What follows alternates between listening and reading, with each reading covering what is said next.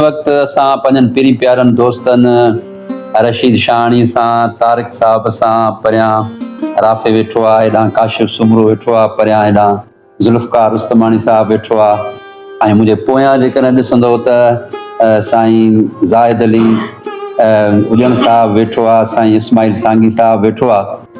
सो इहे असांजा पीरी प्यारा दोस्त आहिनि। त ॻाल्हि थोरी घणी हले पई त इंसानु जॾहिं पोड़ो थींदो आहे, ख़ासि करे उन्हनि जी शुरूआति उन्हनि वारनि खां बि थींदी आहे त उन्हनि जा वार बि अछा थियणु शुरू थींदा आहिनि।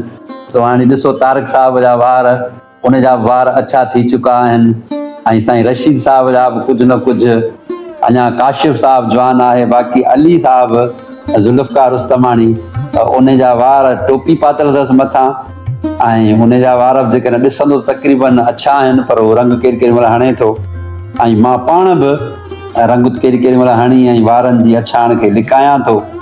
सो केतिरनि ई माण्हुनि जा वार भली अछा थी वञनि पर उन्हनि जी दिलि रशीद साहब जवान रहे थी ऐं हुननि जी दिलि में उहा जुस्तजू प्यार ऐं मोहबत साॻी रहे थी। पोइ कंहिं शाइर चयो त थिया वार चांदी त छा थी पियो ऐं वारनि जो रंग जे अछो थी वियो। एॾो भली वार जेकॾहिं चांदी थी विया आहिनि ऐं जेकॾहिं रंग उन्हनि जो अछो थी वियो आहे त को मसइलो न आहे। थिया वार चांदी त छा थी पियो ऐं वारनि जो रंग जे अछो थी वियो। अञा दिलि में केई उॾारूं रखूं था, अञा मन में केई मौजूं रहनि थियूं। एॾो अञा दिलि में उहे ई जज़्बात आहिनि ऐं जेका असांजी ऐं दिलि में आहे जेके मौजूं ऐं मस्तियूं आहिनि, अञा बि उहे साॻियूं आहिनि। अञा दिलि में केई उॾारूं रखूं था, अञा मन में केई मौजूं रहनि थियूं। एॾो अञा बि ॿुधी नाव तुंहिंजो पिरी, अड़े यार छिरकी उथूं था, अञा ही निगाहूं तकिन तुंहिंजूं राहूं। एॾो तोड़े भली वार अछा थी विया आहिनि पर ही निगाहूं अञा बि तोखे तकिन थियूं ऐं तोखे ॻोल्हनि थियूं।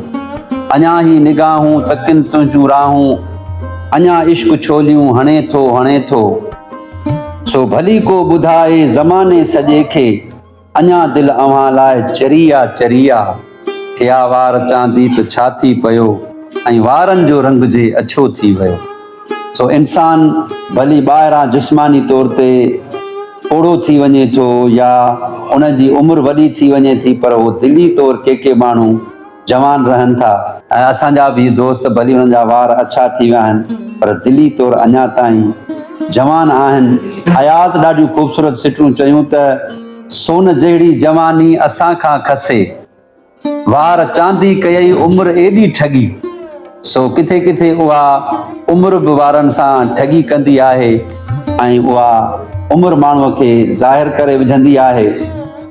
ऐं मारवाड़ी ॿोलीअ जूं हिकिड़ियूं ॾाढियूं ख़ूबसूरत सिटूं आहिनि त सदा न संग सहेलियां, चएथी त सदा ई दोस्त गॾु न आहिनि रहणा।